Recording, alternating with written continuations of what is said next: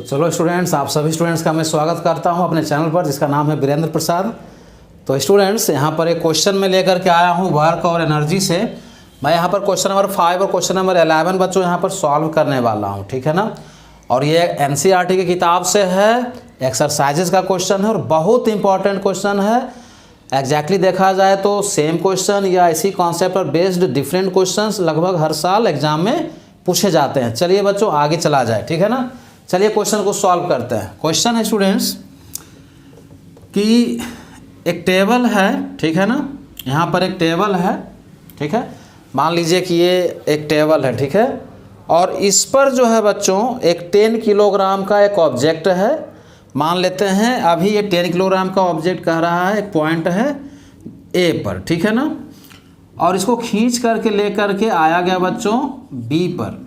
Question कहता है कि अगर ये line joining A and B, between A and B अगर लाइन ज्वाइनिंग बच्चों एग्जैक्टली एक स्ट्रेट हो, हॉरिजेंटल हो, ठीक है, with respect to the earth surface, तो फोर्स ऑफ ग्रेविटी के द्वारा, I mean to say that gravitational force के द्वारा, ठीक है ना, यहाँ पर इस ऑब्जेक्ट पर कितना वर्क डन हुआ।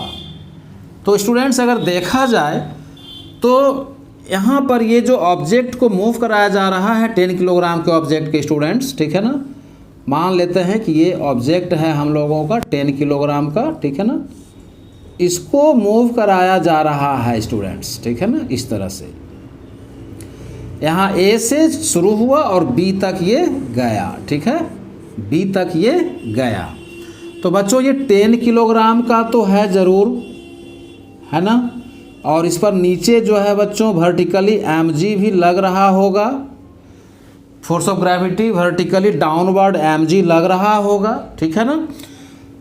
और इसका डिस्प्लेसमेंट स्टूडेंट्स, ये देखो, ये है डायरेक्शन ऑफ डिस्प्लेसमेंट और ये है इस पर लगने वाला force of gravity vertically downward mg। तो बच्चों दोनों के बीच का एंगल कितना डिग्री दिख रहा है? ये 90 डिग्री दिख रहा है।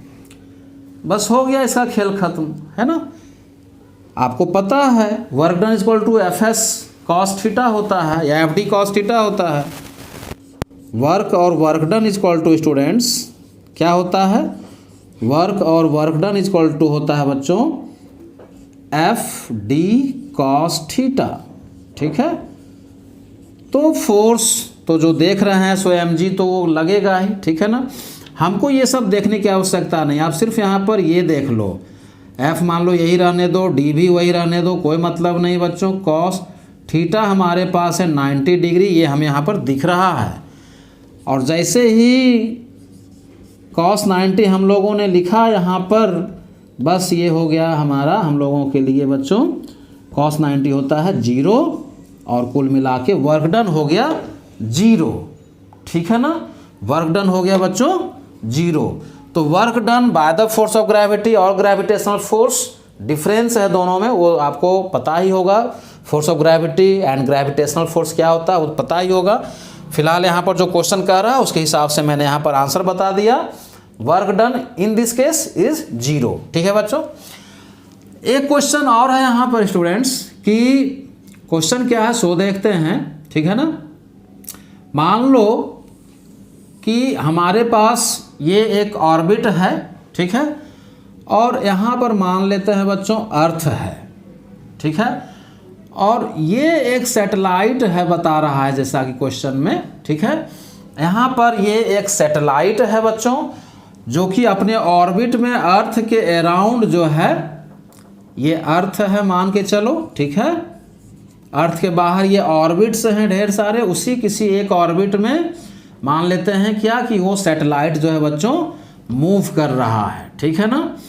तो सैटेलाइट जो मूव कर रहा होगा वो अर्थ के मास और इसके मास के इंटरेक्शन के वजह से कर रहा होगा, वो हम लोगों को पता है। सेंट्रीपिटल फोर्स उसको मूव करा रहा होगा, ठीक है ना।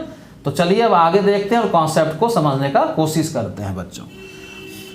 देखो ये तो स्वाभाविक सी बात है भाई कि अगर हमको किसी इंस्टेंट में at any instant of its motion अगर हमें इस सैटेलाइट का डायरेक्शन जानना है तो वहाँ पर आप एक टेंजेंट ड्रॉ कर दो, ठीक है।